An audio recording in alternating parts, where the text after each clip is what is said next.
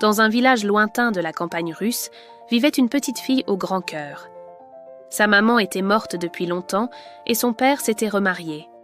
Mais la nouvelle femme était cruelle. Elle détestait la fillette et cherchait sans cesse à s'en débarrasser. Un jour, pendant que le père était parti au marché, la marâtre dit « Va chez ma sœur, ta gentille tante, et demande-lui une aiguille et du fil pour te coudre une chemise. » Mais la petite fille, maligne, alla d'abord voir la sœur de sa vraie maman. Sa tante la reçut avec bonté et lui dit une voix grave « Tu as bien fait de venir me voir. La sœur de ta marâtre, c'est Baba Yaga, la terrible ogresse. Écoute-moi attentivement. Si un bouleau veut te fouetter, noue un ruban autour de son tronc.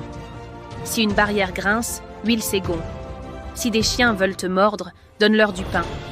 Et surtout, si tu vois un chat, offre-lui du jambon. » La petite fille remercia sa tante et partit. Après un long chemin, elle arriva à la maison de Baba Yaga. La vieille ogresse était là, assise à son métier à tisser. « Bonjour, ma tante, » dit la fillette. « Bonjour, ma nièce, » répondit Baba Yaga d'une voix sifflante. « Maman m'envoie chercher une aiguille et du fil pour me coudre une chemise. »« Très bien. En attendant, assieds-toi à ma place et tisse un peu. » La petite fille s'installa, mais à peine avait-elle commencé que... Elle entendit Baba Yaga dire à sa servante « Chauffe le bain et lave ma nièce. » Elle donna à la servante son joli fichu rouge et dit gentiment « Fends moins de bois, et pour apporter l'eau, prends plutôt une passoire. » Puis elle se tourna vers le chat, maigre et noir, qui la fixait de ses yeux verts. Avant qu'il ne sorte ses griffes, elle lui tendit du jambon et demanda « Dis-moi, beau chat, comment puis-je fuir Baba Yaga ?» Le chat, content, lui donna une serviette et un peigne.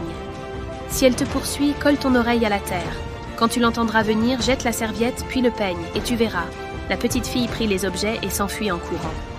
Ia frappa le chat et les chiens. « Pourquoi ne l'avez-vous pas arrêté ?» Mais tous répondirent « Toi, tu ne nous as jamais donné ni os, ni pain, ni ruban, tandis qu'elle, oui !» Furieuse, Baba Yaga sauta dans son grand mortier magique et s'élança dans le ciel à la poursuite de la fillette. La petite fille, épuisée, colla son oreille contre la terre. Elle entendit le bruit du pilon qui frappait la route. Alors, elle jeta la serviette. Une grande rivière se forma aussitôt entre elle et Baba Yaga. Mais l'ogresse fit boire toute l'eau à ses bœufs et reprit sa course. De nouveau, la fillette écouta le sol trembler. Baba Yaga approchait encore. Elle jeta le peigne, qui se transforma en forêt épaisse et sombre. Baba Yaga essaya de ronger les arbres avec ses dents, mais c'était impossible. La petite fille, enfin, ne l'entendit plus.